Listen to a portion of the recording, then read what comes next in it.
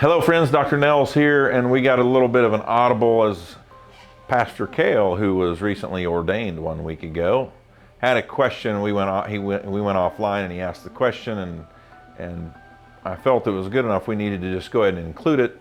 So this is a follow-up to the one from a few days ago,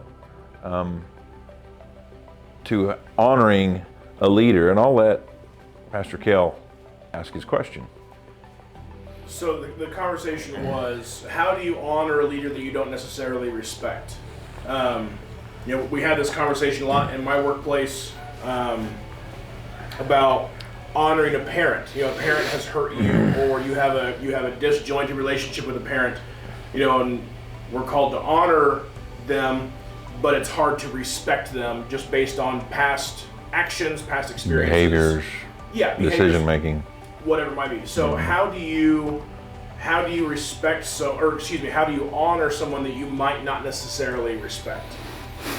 So kind of two different questions really. One is, how do you do that in a business setting, in a workforce setting?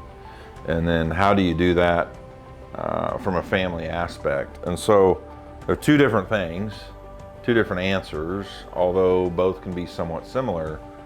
But how do we honor someone that we don't respect in the workforce?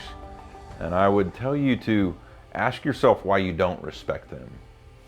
Jot those reasons down. All right, here's my reasons X, Y, Z, and why I don't respect them. And then if it's in the workforce setting, then I would ask myself, are these things I think I can help them with? Or are these things that they can help themselves with? And do I think or foresee that these things will change in the next month, 6 months, year, 2 years, and whatever you're willing to accept or put up with? And there's different actions that create different levels of disrespect you may have for your leader. Some could be minor, some could be moderate, some could be very severe misbehaving issues from a leader, and you need to help yourself figure out how severe they are, how mild they are, and what you're willing to tolerate.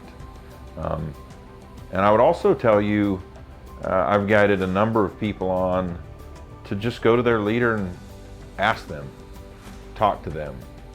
If it's a place that you love and you want to be and the culture's right, a leader may not take it very well, but if you want to stay there long term, you probably should have some open dialogue, and you can simply go to them and say, hey, there's something I've wanted to visit with you about. I don't know how you're going to take it. I don't know how you're going to respond. But I'd like to have a conversation with some of the things happening and how things are being handled. And are you okay with me asking?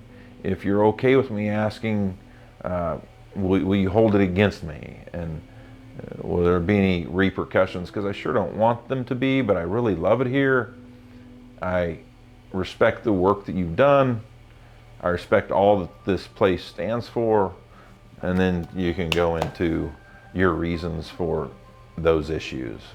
You're gonna have to be pretty brave and pretty courageous to do that, but if you want to stay there, then you probably need to answer that, or it's gonna drive you nuts, or be resolved with it and move forward. Now, in the family setting, in terms of honor them but not respect them, there's many people will tell you growing up stories of the way their parents probably didn't do things the best. And as I coach people, most of the time, kids, roughly starting in the age of 10 to 15, they start to develop their brain enough to understand if their parents' actions or behaviors are good or bad. And somewhere in that 15, 16, maybe 14 years of age time frame, those kids start to develop decision-making skills in their brain, and then they start to understand if not only the behavior is right or wrong, then they also start to understand if the decision-making is good or bad. And those are the time frames, and they're very crucial, very critical, and a lot of relationships can go bad, but that's when we start to have people that can disrespect their parents or have disrespect for their parents. And then from there, it typically, depending on the parents' actions, it can grow into more disrespect, then into resentment if it's severe enough or caused the child issues, or maybe it ends or goes away, and then we start talking about boundaries and things like that. But how do you honor a parent you disagree with? And it's simply by loving them. You can't ask them things like, what do you think or what would you do? But if you don't respect them, you probably may not, and that's okay.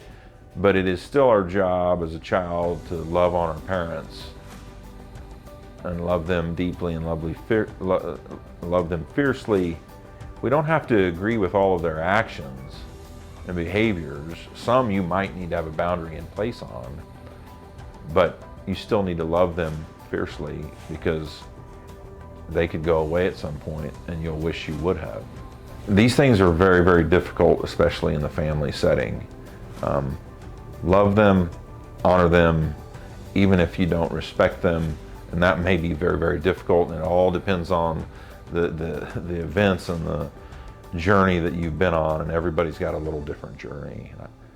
I don't know if I answered that well, but we could talk about that for a very long time. So thanks for joining us, folks. We thought we'd follow up with that question that Pastor Cale had. Hope we didn't make it more confusing, but hope we brought you some insight. If you got any questions, comments, please put them down below, and we'll do our best to get back with you. Cheers. Thanks.